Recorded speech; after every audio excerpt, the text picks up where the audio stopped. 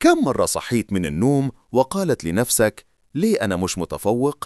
ليه النجاح مش ليا؟ كم مرة حد قالت إنك شخص عادي أو إنه مستحيل تحقق أحلامك؟ لو بتسأل نفسك الأسئلة دي أنت مش لوحدك، وكل الناس اللي استسلموا كانوا في يوم حسوا اللي أنت بتحس بيه دلوقتي. لكن اسمعني كويس، النجاح مش حكمة تعطى ولا مفاجأة تظهر فجأة. النجاح هو رحلة كل يوم بيها بتثبت لنفسك إنك تقدر تتخطى العقبات. ربما تكون قاعدة في مكان هادئ تدور على نقطة البداية، وممكن تكون شايف الناس من حواليك ماشية في سكة واضحة وإنت لسه بتحاول تراوغ في الضباب.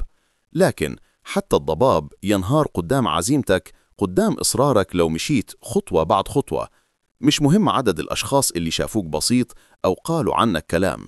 اللي مهم هو الصوت في داخلك اللي يقول أنا أستاهل الأفضل، أنا أستطيع. خليك أنت اللي تسمعك، ما تسمعش صوت الإحباط غير لما تنسفه بإصرارك. كل ما تحس إنك ضعيف، افتكر اللحظة اللي فكرت تترك فيها كل شيء لكنك صممت تكمل.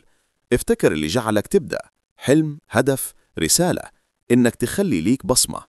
الناس هتكتشفك لما تكون ثابت على طريقك، لما تعبك يوصل للنتيجة، لما قمت من السقوط أكثر من مرة، لما تشتغل حتى لو ما فيش حد شايفك، لما تدعي لنفسك اللي مستحيل. ما فيش إنسان ناجح من غير ألم، ما فيش إنسان قوي من غير مواقف اختبار، وما فيش إنسان استثنائي غير اللي رفض يرضع بالرداءة. لو اليوم تعبت، افتكر التعب ده مؤقت والنتيجة أبدية. لو اليوم حد استهزأ بيك، افتكر أنهار الغد هيدمر أسوار الشك اللي حطوها ضدك.